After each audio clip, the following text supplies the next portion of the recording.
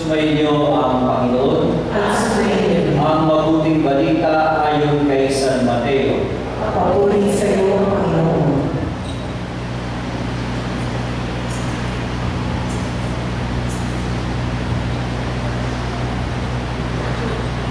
Noong panahon iyon, sinabi ni Jesus sa mga tao, ang paghahari ng Diyos ay katulad din ng isang malaking lambat na inihagis sa dagat at nakahuli ng sari-saring isda.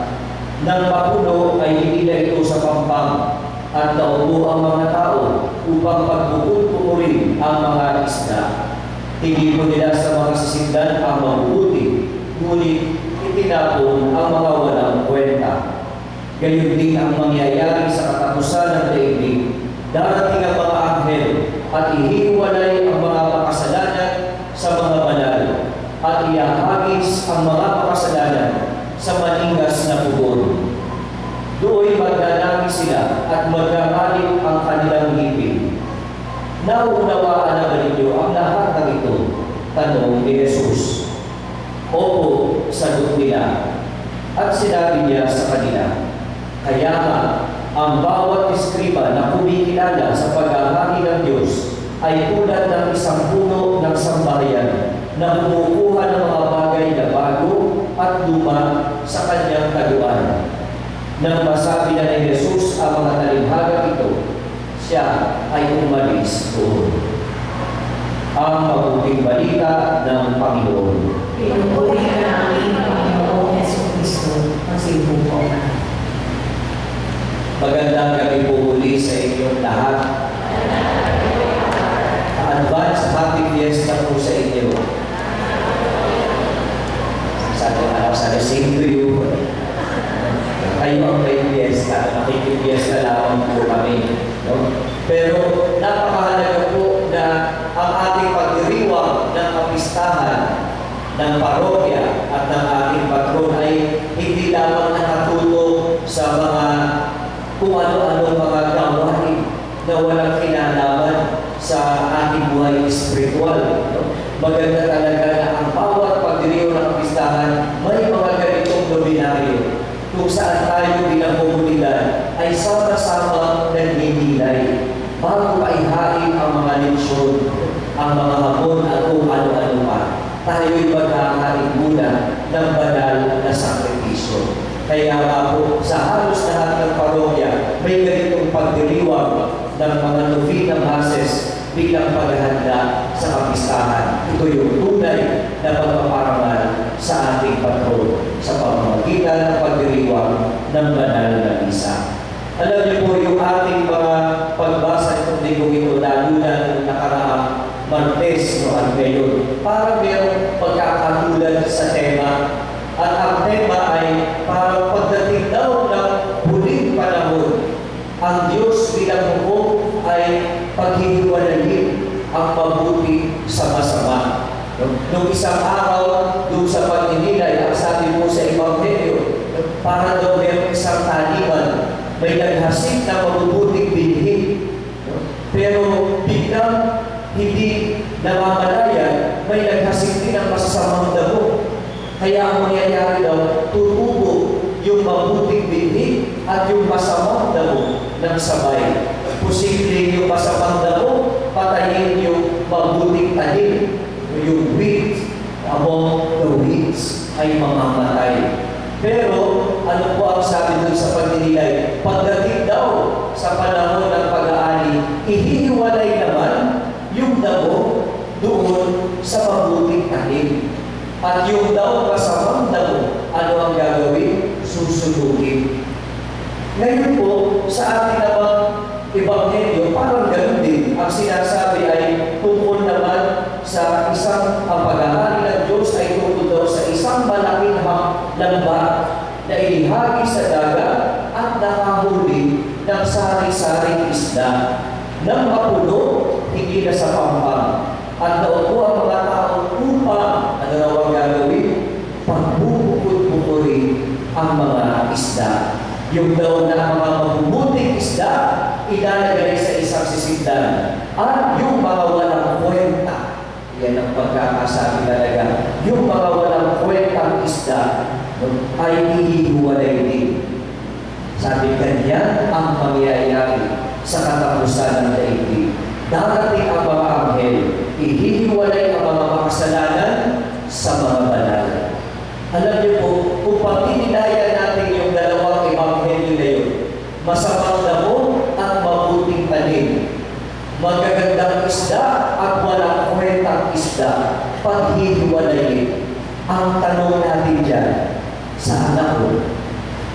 Saan ako ilalagay? Saan kaya ilalagay? Sino kaya ang mapupunta? Doon sa sisigdan na kasama ang mabubuting isda o yung mga tanim na magaganda o yung mga susunugin ba ng masamang damo o yung mga isdang walang kwenta ang aking kasama. Diyan tayo nagpo-problema. Saan nga kaya ako ilalagay ng Diyos? At yung iba sasabihin, sigurado naman ako, hindi ako malalagay sa masamang damo. Gaano ka kasigurado? Minsan, sabi ko nga po sa aking mga panayam, sinasabi ko, kung minsan kasi, problema ng Diyos, pinuproblema natin. Pagdating sa huling panahon, sino ba ang maghihiwalay sa mabuting bibig at sa masamang damo? Sino ba ang maghihiwalay at makapagsasabi kung alin ang isdang mabuti at alin ang isdang walang kwenta? Tayo po ba? Tayo ba ang magsasabi yan? Tayo ba ang magdidesisyon yan? Yan ay trabaho ng Diyos. It is the work of God. Tungkulin ng Diyos. Kaya huwag nilang problemahin ang problema ng Diyos. Hayaan na natin ang Diyos ang magproblema yan. Dahil hindi tayo ang maghihiwalay. Kasi kung tayo ang maghihiwalay, titingin ka lang sa paligid mo. At kung sino yung ramdam mo o pakiramdam mo mabuti, sasabihin mo, ayan, mabuti yan. Ayan, masama yan. Pero yun ay bagay sa alam mo at pagkakakilala mo. Di po ba? Pero limitado ang alam natin. Minsan akala mo mabuti pagka dito sa loob ng parokya. Pag nandun na sa loob ng bahay, parang tigre. Parang hindi mo maunawaan. Bakit? Parang iba pagkaharap si Father Jimmy, iba pagkaharap ang asawa. Para bang kailangan na ikaw ay maging si Juan de la Cruz. Kasi maaari yung katabi mo, akala mo ang linis at ang balik, yung pala nagiging aswang. Tumingin kayo ngayon sa katabi mo. Tingnan niyo. Ayos ano? May lipstick pa yan. Tagal din sa salamin kanina. Amoy mo ang pamupa. Tingnan mo mamaya pag lumalabas na sa simbahan. Baka nagtatransform na rin ang itsura. Lumalabas ang hangin. Lumalabas ang buntot at sungay. Hindi kasi tayo ang makapagsasabi. Ang Diyos ang nakakaalam at nakakakita ng puso. Pero ano ang pwede natin gawin? Sa sarili mo, huwag mo nang pakialaman ang buhay ng iba. Sa sarili mo na lang, tignan mo ang puso mo. Tignan mo ang pagkatao mo. Magugulat ka. May makikita kang damo at may makikita kang mabuting tanim. Tignan mo yung puso mo. Imagine mo ninyo yung puso ninyo. No? Parang lupa na tinataniman. Makita mo yung puso mo. Meron diyang masamang damo na tumutubo. Merong mabuting tanim. Ibig sabihin mo po, meron diyang mabubuting ugali mo. Mapagbigay, maalalahanin, mapagpatawad, ano pa ba, magandang kalooban, yan. Pero tingnan mo din, may mga tumutubo din dyan. May tumutubong bisyo. Kapag ikaw ay nagtotokits, may masamang damo din dyan. Pag ikaw ay sugarol, inom ng inom, napapabayaan ang pamilya, makita mo, may tumutubo rin masamang damo dyan. Pag ikaw ay maharay, masungit, hindi mapagbigay, lalo na humahaba ang masamang damo. O kaya isipin mo na lang, katulad ng Ebanghelyo ngayon, na yung iyong puso ay parang aquarium. Meron diyang mabubuting isda, merong masasamang isda. Di po ba mayroong mga isda na palaaway? Nakita niyo na ba? Ano tawag doon? May tawag sila doon eh. Kahit anong ginagay ko dyan, aawayin hanggang mapatay. Di po ba? May tawag sila doon. May aquarium kasi ako ng araw, kaya lang, ang kalimutan ko yung tawag. Fighting fish ka? Palaaway, ayaw na may kasama. Ayaw, pati nga yung flower horn na pagkamahal-mahal na isda, may bukol na malaki dito. Samahan mo iba, nakikipag-away. Isipin mo yung puso mo gano'n. Meron din dyan sa puso mo na inaalagaan ka na isda na palaaway. Minsan pati si Father gusto kawayin. Minsan mga lingkod ng simbahan gusto kawayin. Yung kapitbahay gusto kawayin.